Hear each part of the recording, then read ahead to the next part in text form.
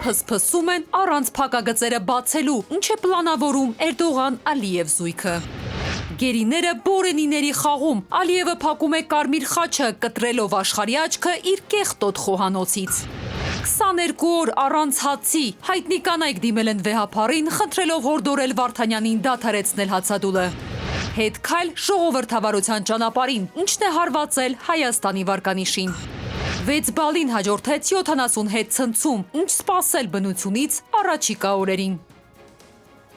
Վայր երեկո ժամը լրատվականը հետևել է, հավաքելու խմբագրել օրվա կարևոր լուրերը, ես Մարիաննա Հակոբյանն եմ, սկսում ենք թողարկումը։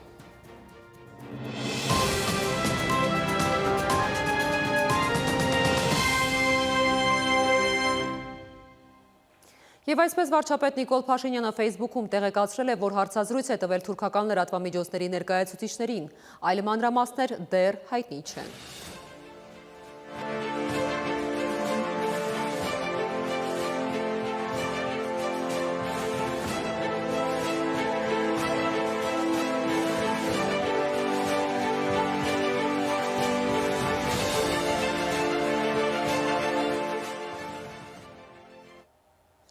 Հայաստանը և Ադրբեջանը շատ մոտ են խաղաղության համաձայնագրի նախագծի վերջնականացմանը, հայտարարել է արտգործնախարար Արարատ Միրզոյանը։ Մեջբերեմ, եթե մեզ հաջողվի ավարտին հասցնել պայմանագրի մշակումը, հետո ստորագրել այն, դա կլինի խաղաղության և կայունության ամենաուժեղ հենասյուներից մեկը Հարավային Կովկասում, ասել է Միրզոյանը։ Ալիև Էրդողան զույգը նույն ալիքի վրա է, փոթորկող հարցերի շուրջ են փսփսում, բայց փակագծեր չեն շտապում բացել։ Հեռվից են գալիս, հոխորտում իրենց չեղած պատմական տարածքների մասին, նորից հիշեցնում պահանջները։ Մեր սահմանադրությունն է նրանց աչքի փուշը։ Ալիևի աչքին 2 Ադրբեջան, Էրդողանի աչքին մեծ Թուրան է երևում։ Առայժմ դանդաղ են շտապում։ Նրանք շարունակում են աղմկել աշխարհով մեկ։ Հիմա էլ Ղազախստանում է Ադրբեջանի արտգործնախարար Բայրամովը հայտարարել մեջբերում Հայաստանը դեռևս տարածքային պահանջներ ունի Ադրբեջանի նկատմամբ։ Երկրում կան ռևանշիստական տրամադրություններ եւ այս ամենը շարունակում է խոչընդոտ հանդիսանալ Բաքվի եւ Երևանի միջև տևական խաղաղության հաստատմանը։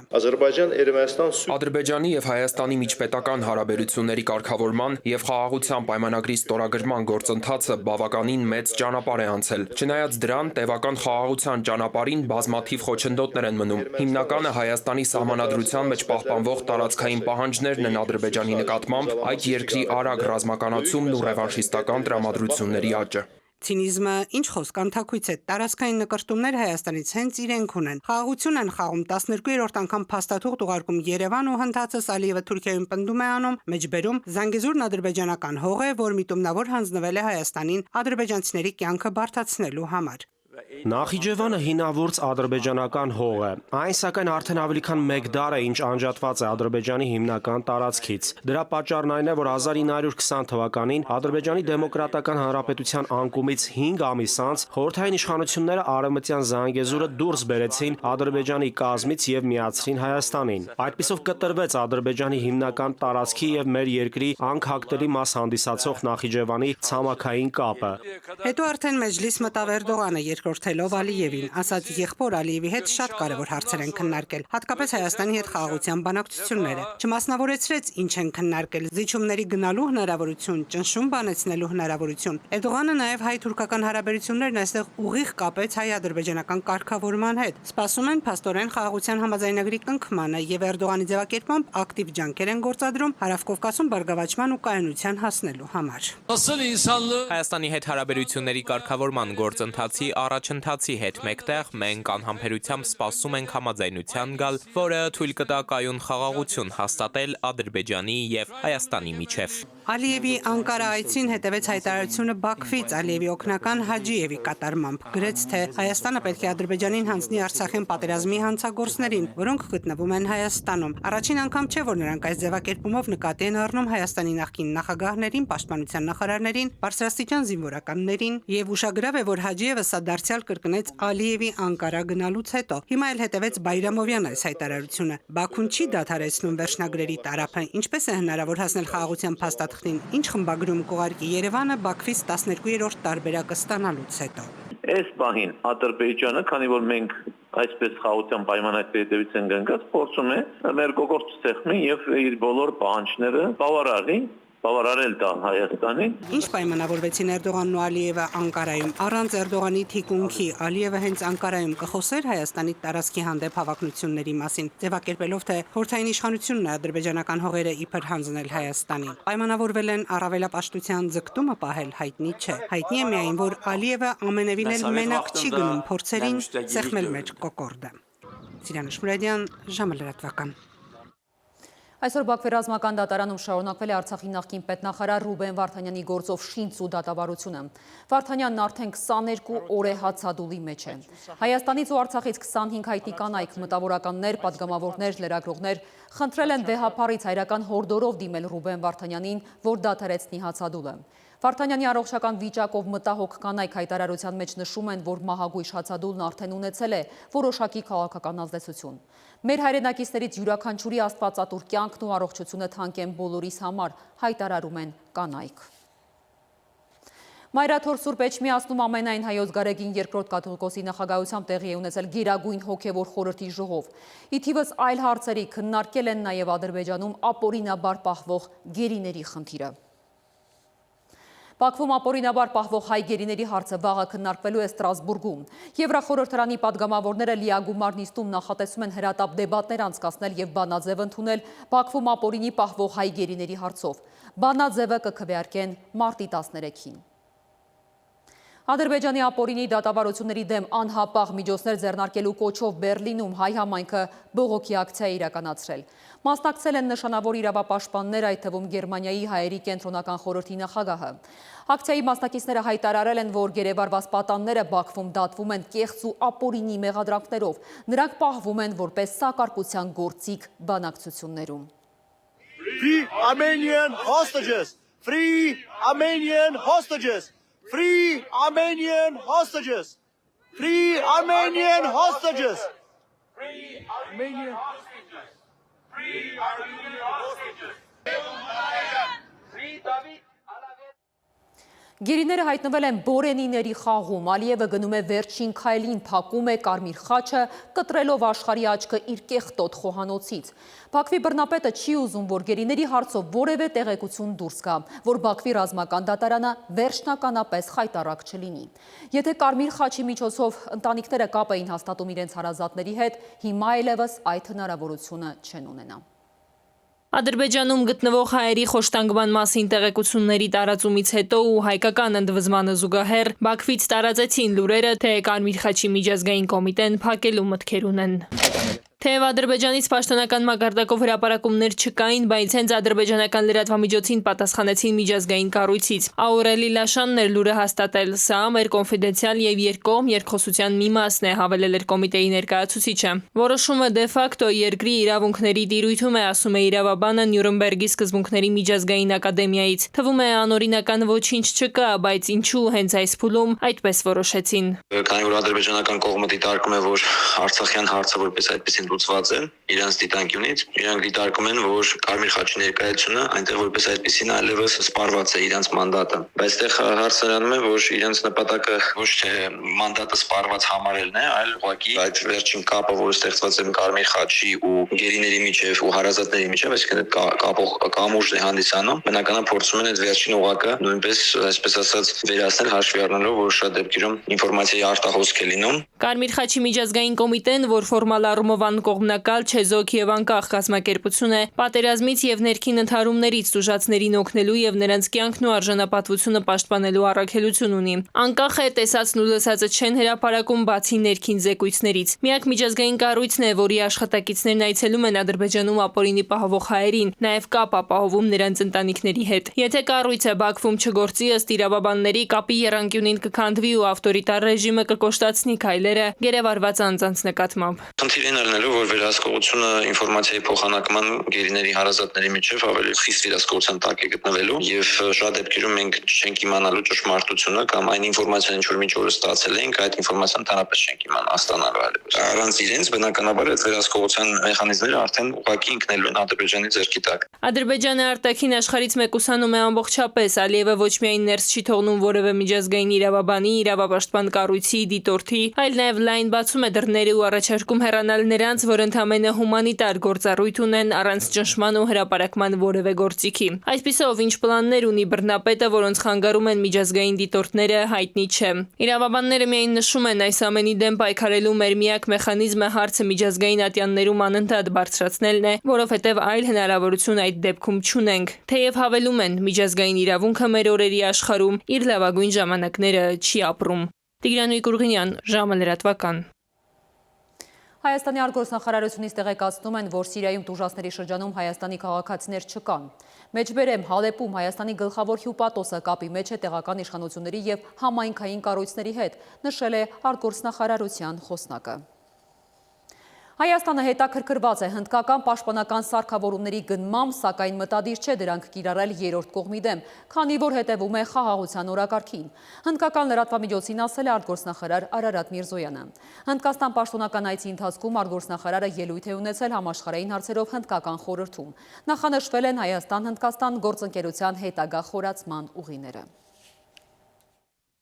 Ցավոք Հայաստանն անմիջականորեն բախվել է այդպիսի մարտահրավերների, չնայած բոլոր դժվարություններին, անվտանգության սպառնալիքներին, Հայաստանը հետևողականորեն աշխատում է Հարավային Կովկասում կայուն խաղաղություն հաստատելու ուղղությամբ։ Մենք համոզված ենք, որ խաղաղությունն այլընտրանք չունի եւ միայն երկխոսության միջոցով ձեռք բերված համաձայնությունները կարող են բերել երկարատև կայունություն եւ տարածաշրջանային առաջընթաց։ Թերևս այս տեսլականը չէր կարող ավելի լավ սահմանվել, քան Մահատմա Գանդիի հայտնի ուղերձում։ Չկա ճանապարհ դեպի խաղաղությունն է ճանապարհը։ Վարդանյան ընտանիք բարեգործական հիմնադրամի ջանքերով ստեղծված բարերար ԿՏԵՄ նոր կայքն ու հավելվածը, որոնք շահույթ չեն հետապնդում, արդեն 6 ամիս է հնարավորություն են տալիս անմիջականորեն առանց որևէ միջնորդի օգնել երեխա ունեցող սոցիալապես ծայրահեղ ծանր վիճակում գտնվող ընտանիքներին։ Իդեպ կայքում եւ հավելվածում յուրաքանչյուր երկուշաբթի տեղադրվում է նոր ընտանիքի մասին պատմող տեսանյութ։ Բարերար ԿՏԵՄ կայքն ու հավելվածը 6 ամսվա ընթացքում փոխեցին բազմաթիվ մարդկային ճակատագրեր եւ տվեցին բոլորիս իրական բարերար դառնալու լավագույն հնարավորություն։ 6 ամիս առաջ Հայաստանի պատմության մեջ առաջին անգամ ստեղծվեց որևէ տեսակի շահույթ չհետապնդող աննախադեպ մի նախագիծ բարերար ԿՏԵՄ անունով։ Նորաստեղծ կայքի ու հավելվածի առաքելությունն է գտնել եւ օգնել անչափահաս երեխա ունեցող կարիքավոր ընտանիքներին եւ ամենակարևորն առանց որևէ մեկի միջնորդության, պարզ եւ ամբողջությամբ թափանցիկ ձևով փոխանցում կատարել ընտանիքների անունով բացված Իդրամ համակարգի միջոցով եւ անձնական հաշվեհամարներին կամ անձամբ այցելել կայքում նշված հասցեով։ Ամբողջ աշխարհում շատ-շատերը կուզենան օգնեն, բայց չգիտեն ինչ ձևով, ինչ ձևաչափով եւ նաեւ վստահության պակաս միգուցե կա։ Բարերար ԿՏԵՄ-ը ուզում եմ շատ կուզեի, որ տարածվի ու բոլորը իմանան, որ ուղիղ կապով 1 րոպեում կարող եք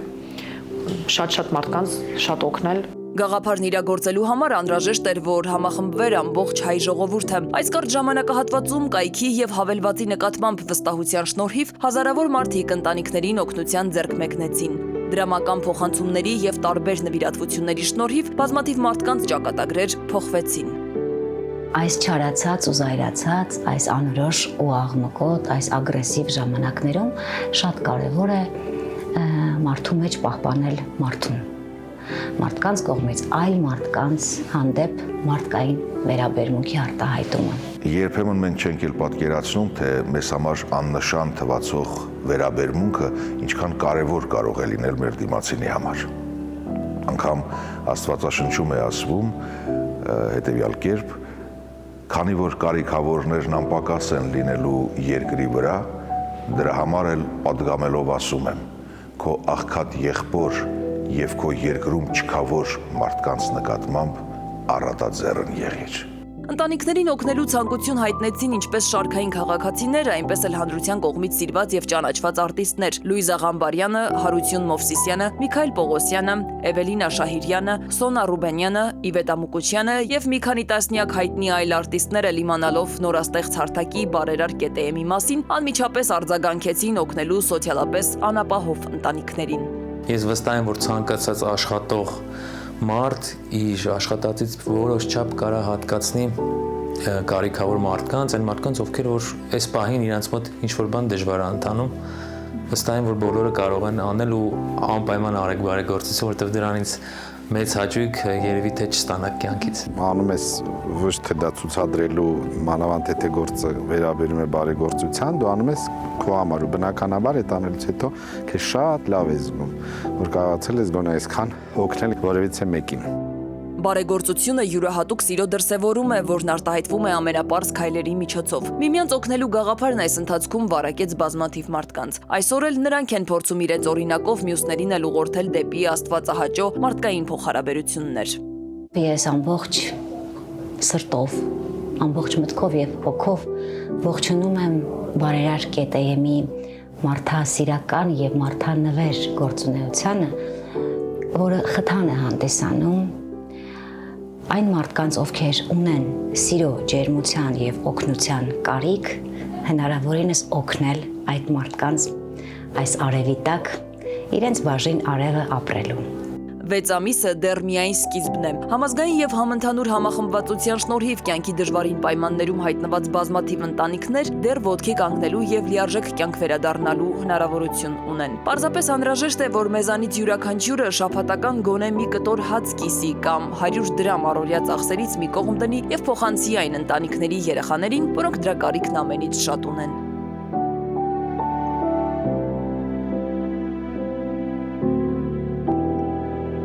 Սվետլանա Ավդիշյան, ժամը լրատվական։ Այս պահին կարճ դադար կվերադառնանք րոպեներ անց։ Հետ քայլ ժողովրդավարության ճանապարհին, ինչն է հարվածել Հայաստանի վարկանիշին։ 6 բալին հաջորդեց 70 հետ ցնցում, ինչ սպասել բնությունից առաջիկա օրերին։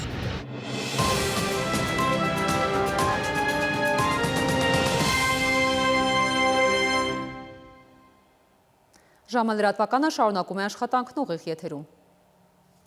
Մերձ Մոսկվայի և Մերսկոսկոյան շրջանների վրա գիշերը ուկրաինական ԱԹՍ-ների զանգվածային հարձակումից 3 զոհ 3 վիրավոր կա։ Մոսկվայի նահանգապետ Անդրեյ Վարաբյովը հայտնել է, որ ԱԹՍ-ների բեկորներն ընկել են Ռամենսկի շրջանում բազմաբնակարան շենքի վրա, որտեղ վնասվել է 7 բնակարան։ Տարհանվել է 12 մարդ, այդ թվում 3 երեխա։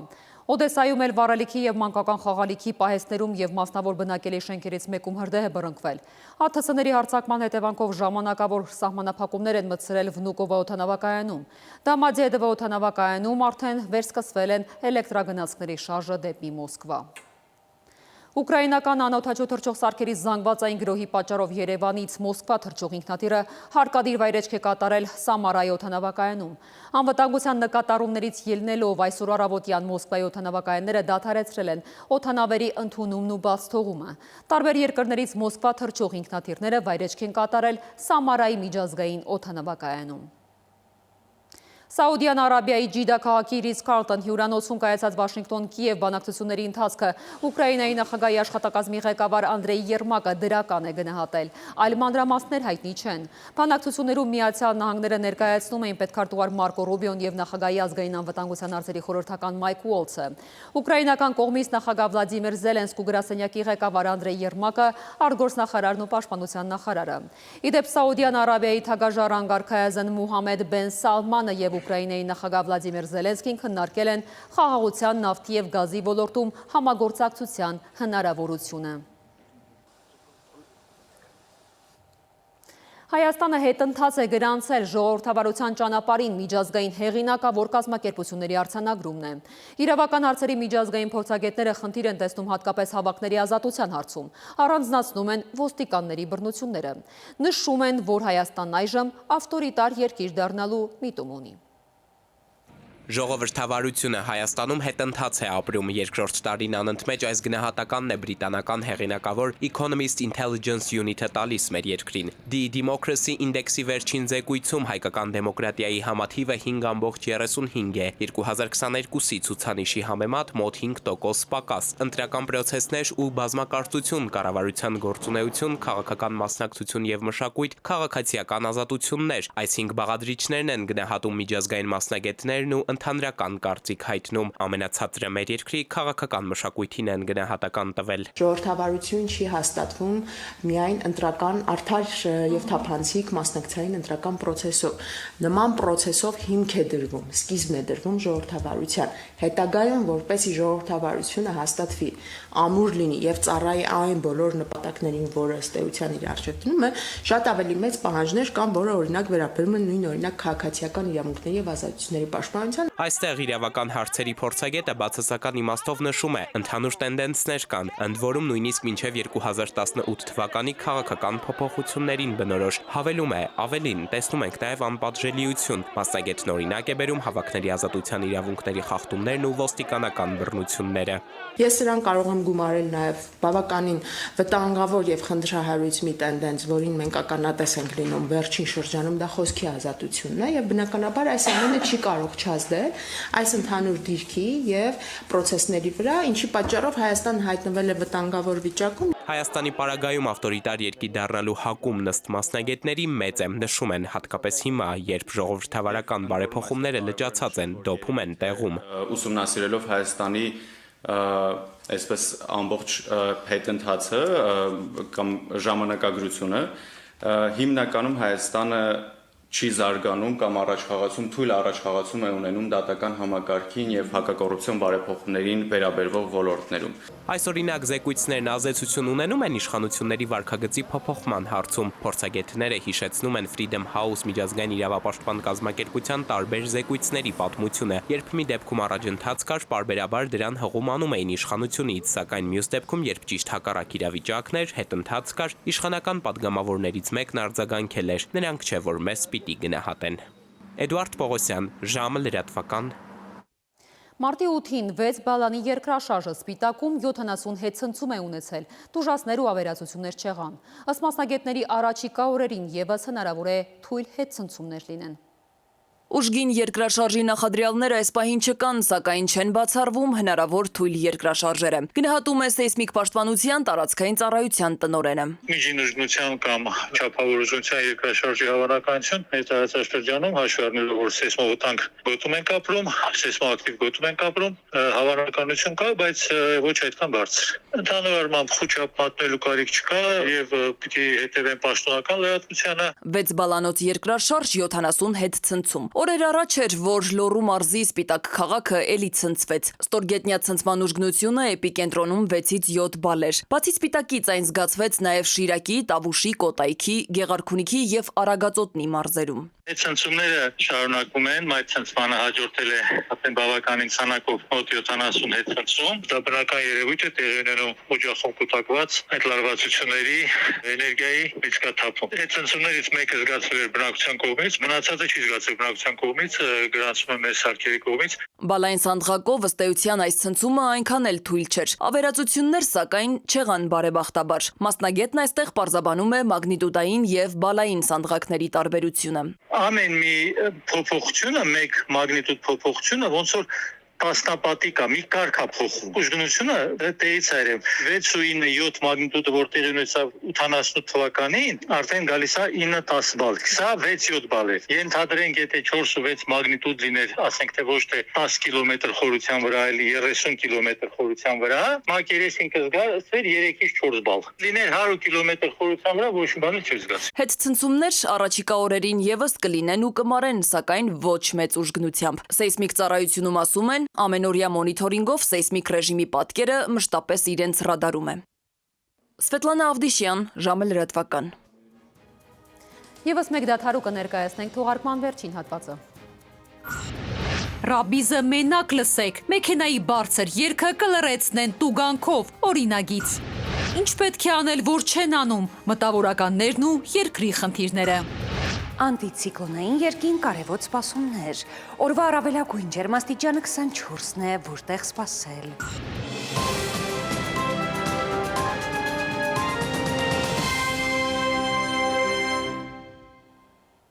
Շարունակենք թողարկումը։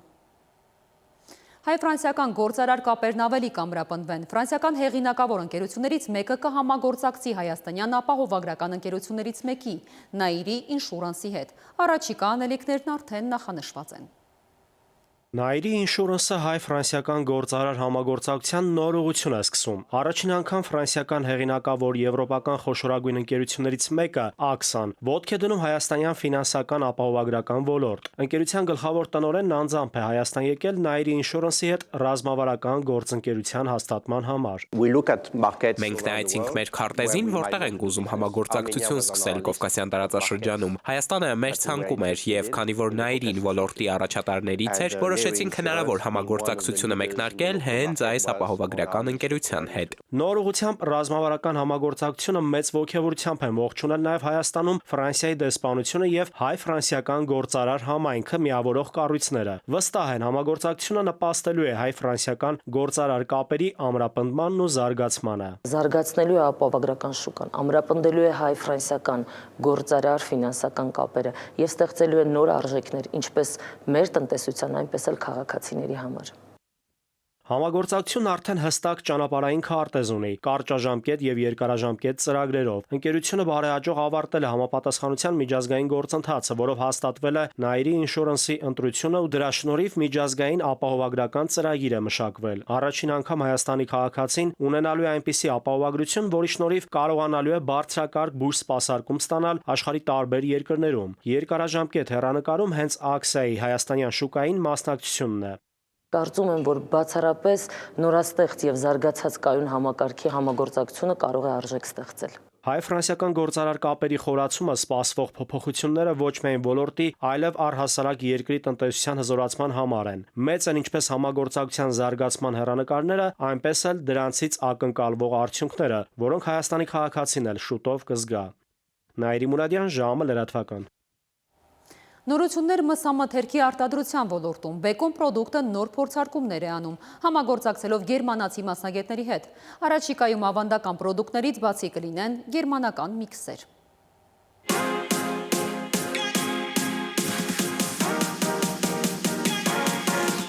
Մսամթերքի ոլորտում մոտ 50 տարվա փորձ ունեցող գերմանացի ավագ տեխնոլոգը զննում է Բեկոն պրոդուկտի արտադրանքը եւ գնահատում այն։ Ամեն ինչ արտակարգ է ու անթերի, չի թաքցնում զարմանքը, ասում է անսպասելի էր Հայաստանում տեսնել ընկերություն, որը կարող է նման բարձր որակի արտադրանք տալ։ Ստանդարտներն այստեղ շատ լավն են, տեխնոլոգիան ժամանակակից է, համապատասխանում է ժամանակակից չափանիշներին։ Սարքավորումները նորագույն են, հումքը հատնտիր, համեմունքները բարձրակարգ, աշխատակազմը պրոֆեսիոնալ։ Ղեկավարությունն էլ ամեն ինչ անում է սպառողի պահանջները բավարարելու եւ արտադրանքը կատարելագործելու համար։ Այն ինչը տեսա այստեղ, հաճախ նույնիսկ եվրոպական լավագույն ընկերություններում չես տեսնի։ Եվրոպացի մասնագետները Բեկոն հաճախ են գալիս։ Այստեղից էլ վերապատրաստման նպատակով ընկերության աշխատակիցներն են հաճախ մեկնում արտերկիր։ Ու պատահական չէ, որ հենց Բեկոնն է այն ընկերությունը, որ մեր երկրում առաջինը տեղայնացրել ու արտադրել է բազմաթիվ եվրոպական պրոդուկտներ։ Բեկոն ընկերությունը եւ պահանջարկ ստեղծող եւ պահանջարկ բավարարող ընկերություն է։ Մշտապես դիտարկում ենք շուկան, մշտապես հասկանում ենք, թե այլ երկրներում ինչ նոր ապրանքներ կան, որոնք ֆավորիտ են, եւ փորձում ենք այդ տեխնոլոգիաները բերել Հայաստան։ Միանգամից 6 նոր պրոդուկտ Գերմանիայից ժամանած ավագ տեխնոլոգը Բեկոն ընկերության մասնագետների հետ ստեղծում է նոր համեր, միաժամանակ որոշակի փոփոխություններ կատարելով նաև արդեն առկա պրոդուկտներում։ Փակագծերն ամբողջությամբ չի բացում, սակայն վստահ է նորությունները հայ սպառողը շատ կհավանի։ Եփած խոզապուխտ, մսի պիցցա, լյարդով մսի բոքոն բավարարական ձևով։ Սոխի մեդֆուրստ կլինի նաև իտալական սալյամի։ Սրանք պրոդուկտներ են, որ Գերմանիայում շատ մեծ պահանջարկ ունեն։ Գերմանացիների ամենասիրելի տեսականին են։ Եթե մենք վերցնում ենք ինչ-որ եվրոպական արտադրանք, որը Հայաստանում չկա, մենք չենք վախենում դա շուկա թողարկել, որտեղ վստահ ենք լինում, որ մենք կարողանում ենք համադրենք դա հայ սպառողի հիմքին հաճելի այդ համերը, տեսքը եւ իհարկե որակական ստանդարտները։ Գերմանացի ավագ տեխնոլոգը Բեկոն պրոդուկտում կատարած աշխատանքից գոհ է, սակայն նոր տեսականին դեռ էլի են փորձելու, համտեսելու, փոփոխությունների անհրաժեշտություն լինի, վերջնականապես կշտկեն ու նոր վաճառասրահներ կուղարկեն։ Էդուարդ Պողոսյան, ժամը լրատվական։ Այսօր ժամը 15-ի սահմանում ահազանգ է ստացվել, որ Արագած լեռան հյուսիսային գագաթին ձնահյուսի պատճառով 9 հոգանոց արշավախումբը մնացել է ձյան տակ։ 8 հոգի հոսպիտալացվել են, նրանք Իսպանիայի քաղաքացիներ են, ախտորոշվել են պոլիտրավմաներ, միջին եւ թեթև։ 1 հոգի անհետ կորած է։ Փրկարարական աշխատանքներին 2 ուղղաթիռ է ներգրավել։ Անվտանգությունից ելնելով շրջակա միջավայրի նախարարությունը կոչ է անում խուսափել լեռներ այցելություններից։ Օրվա ուշագրավ մյուս թեմաները տեսաշարով։ Հայաստանի եւ Արցախի մտավորականության ներկայացուցիչների մասնակցությամբ համաժողով է տեղի ունեցել Երևանում։ Գրող հրապարակախոս Բակուր Կարապետյանը նշել է, որ հավաքի նպատակը երկրի առջև ծառացած խնդիրների քննարկումն է, այդ հանգամանքով պայմանավորված նաեւ մտավորականների չարածների ու հետագա անելիքների շուրջ վերլուծություններ կատարելը։ Ստեղծված իրավիճակից ելքը մտավորականությունը պետք է գտնի, կարծում է գրող հրապարակախոսը, առաջարկում հավաքվել գաղափարի շուրջ, մշակել խնդիրների լուծման ճանապարհային քարտեզ։ Ազգային ժողովի նախագահը օրենքի նոր նախագիծ կներկայացնի Երևանում եւ մյուս քաղաքներում մեքենաներից հնչող բարձր երաժշտությունը անհարկի ազդանշաններ տալ նորվա յուրաքանչյուր ժամին, ինչպես նաեւ խլացուցիչների փոխարինում ավելի բարձր ձայն ստանալու համար ըստ հեղինակի պետք է ավելի խիստ օրենսդրական արձագանք ունենան, ընդհուպ կարգազանցի բարձրախոսների աուդիո համակարգի եւ ազդանշանի առգրավմամբ զուգորդված բարձր տուգանքով։ Վերջին 2 տարիների ընթացքում Երևանի մետրոպոլիտենի արդիականացման ու վերազինման նպատակով ներդրվել է շուրջ 6 միլիարդ 300 միլիոն դրամ։ Մետրոյի դեպոյի տանիքն ու դռները թարմացվել են, որի համար ներդրվել է 153.7 միլիոն դրամ։ 825 վոլտ մալուխների միացման կետերը վերազինվել են, որի ընդհանուր ծախսը կազմել է 47 միլիոն դրամ։ Կայարաններում հոսանքի մարտկոցներն ու լիցքավորման համակարգերը եւս փոփոխվել են, ներդրվել է 290 միլիոն դրամ։ Արինբերդ փողոցի բնակիչները փակել են ճանապարհը բողոքելով փողոցի անմխիթար վիճակից։ Խոսքը Արինբերդի 6 հասցեից մինչև Արինբերդի 62 հասցեի մասին է, այսպես կոչված տեցի կրուգից սկսված։ Բնակիչները նշում են, որ թեև իրենց ասել են, թե ճանապարհը կնորոգվի, բայց որոշակի ժամկետներ չեն նշել։ Ակցիայի նպատակն է ճշտել, ի վերջո 2025-ին ճանապարհը կկառուցվի, թե ոչ ու ինչ կառուցվածք կունենա։ Երևանում կտեղադրվի հայ բանաստեղծ Ֆրանսիայի ազգային հերոս Միսակ Մանուշյանի քանդակագործ Սարգիս Բաբայանի հեղինակած քանդակը։ Երևանի քաղաքապետարանից հայտնում են, որ կիսանդրու համար հայտարարված բաց մրցույթի արդյունքում ստացվել էր 10 հայտ։ Ժյուրին կատարել է իր ընտրությունը, Սարգիս Բաբայանի հեղինակած ստեղծագործությունը ստացել է 10 ձայն, մրցույթի ընդհանուր ֆոնդը 3 միլիոն դրամ է։ Իրանուհի Կուրղինյան, ժամը լրատվական։ Այժմ եղանակի մասին ծանոթանանք օդերևութաբանների կանխատեսումներին։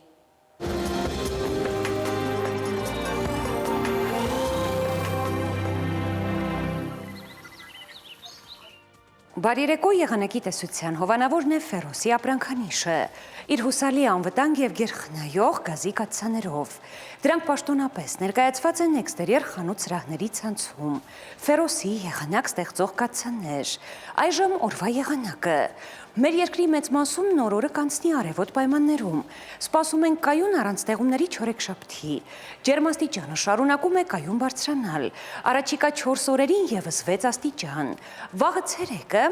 Շիրակում, Կոտայքում, Գեղարքունիքում, Արագածոտնի եւ Վայոց-Ձորի լեռնային գոտիներում կդիտվի 10-ից 16 աստիճան։ Վայոց-Ձորի եւ Արագածոտնի նախալեռներում սպասվում է 16-ից 22, Լոռիում 17-ից 21 աստիճան։ Տավուշում, Արարատում, Արմավիրում կանխատեսվել է առավելագույնը 22 աստիճան։ Սյունիքի հովտային գոտիներում կդիտվի 20-ից 24, Սյունիքի նախալեռներում 15-ից 19 աստիճան։ Երևանում օրը կանցնի անտիցիկլոնային պայմաններում առանց տեղումների։ Այս գիշեր սպասվում է 4-ից 6, ցերեկը 18-ից 20, երեկոյան 12-ից 14 աստիճան։ Առանձնացված լուրերն այսքանն էին, շնորհակալություն ուշադրության համար, խաղաղ գիշեր եմ մաղթում։